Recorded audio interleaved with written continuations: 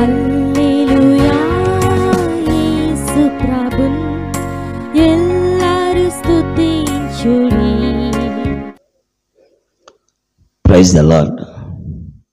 దేవునికి స్తోత్రము కలుగునుగాక.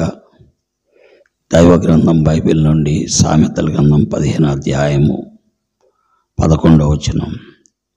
పాతాళమును అగాధ కోపమును యెహోవా కనబడుచున్నవి, నరుల హృదయం మరి తేటగా ఆయన కనబడను కదా. దేవునికి కనబడినటువంటి సృష్టము ఏదీ లేదు. మానవ లోకములో జీవిస్తున్న ప్రతి మానవుడు తను పుట్టినది మొదలుకొని చనిపోయే వరకు తన యొక్క ప్రయాణం అంతట్లో తన యొక్క జీవిత విధానమును గుర్చిన లెక్క దేవుడికి అప్పగించాలి.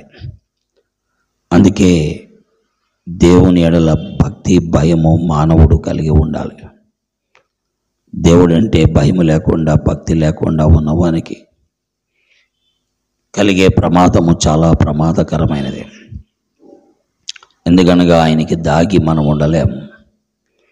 దైవ గ్రంథం 11వ అధ్యాయంలో మనం చూస్తుంటే 15వ అధ్యాయం సామెతల గ్రంథం 11వ వచనంలో పాతాళమును అగాధ కోపమును యెహోవా కనబడుతున్నాయంట. అలాంటప్పుడు నరుల హృదయం మరి తేటగా ఆయన కనబడతాయి కదా. కాబట్టి దేవుని వాక్యం ఏంటున్నటువంటి ప్రియులారా, దైవ గ్రంథములో ఉన్న సత్యాలు ఎంతో విలువైనటువంటివి. గమనిద్దాం, గుర్తిద్దాం. మన హృదయాలు దేవునికి తేటగా కనబడుతున్నాయి. మన హృదయము దేవుణ్ణి అపేక్షిస్తుందా? మన హృదయము దేవునికి వ్యతిరేకమైన సంగతులను అపేక్షిస్తుందా? మన హృదయ ఆలోచనలు, తలంపులు, దానిలో ఉన్న ఊహ సమస్తము ఆయన కనబడుతున్నాయి. కాబట్టి దేవుని యందు మనము భయభక్తులు కలిగి ఉండాలి ప్రియులారా. ఎందుకంటే ఆయన దృష్టికి కనబడని సృష్టము ఏది కూడా లేదు.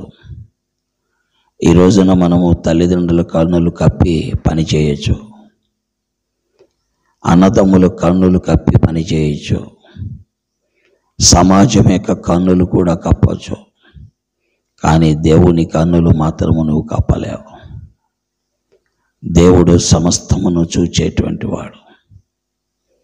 ఆయనకు అసాధ్యమైనది ఏదీ లేదు. కాబట్టి దేవుని వాక్యములో దేవుడు చూస్తున్నాడు. అందుకనే కయీనుతో దేవుడు అన్నాడు, కయీను నీ తమ్ముడు ఎక్కడా అని అడిగాడు. దేవుడు చూడలేదేమనుకుని కయీను అన్నాడు, నా తమ్ముడికి నేను కావలి వాడిని అన్నాడు. నీ తమ్ముని యొక్క రక్తము భూమిలో నుండి నాకు మొరపెట్టుచున్నది అన్నాడు. అప్పుడు కయీను భయపడ్డాడు, ఎందుకంటే దేవుడికి తెలియదంటూ ఏదీ లేదని. కాబట్టి దేవుని వాక్యం ఏంటున్నటువంటి ప్రియులారా, సత్యమును మనము గ్రహిద్దాం, దేవునికి భయపడదాం, దేవుని యందలి భయభక్తులు కలిగి ఉందాం. ఆయన మనం చూస్తున్నాడని గమనిద్దాం. మన ప్రతి చర్యను ఆయన గమనిస్తున్నాడని యోచిద్దాం. తద్వారా ఆయన నామానికి మహిమ కలిగే దిశలో ముందుకు సాగుదాం. దేవుడు తన వాక్యమును దీవించి ఆశీర్వదించునుగాక. ఆమేన్. తండ్రి, నీ పరిశుద్ధ లేఖనములు మా మధ్యలో దీవించి ఆశీర్వదించి మహిమ ఘనత ప్రభావాలు పొందమని నీ చేతులకు సమర్పించుకుంటూ విస్తారమైన నీ కృప మీ దయ కోరుకుంటూ యేసుక్రీస్తు వారి అద్వితీయ నామములో వినేవారందరికీ సహాయపడమని యేసుక్రీస్తు వారి దివ్య నామములో స్తోత్రించి ప్రార్థిస్తున్నాను తండ్రి. ఆమేన్. దేవుని స్తుతించుడి, హృదయమును వెలిగించిన యేసుని స్తుతించుడి.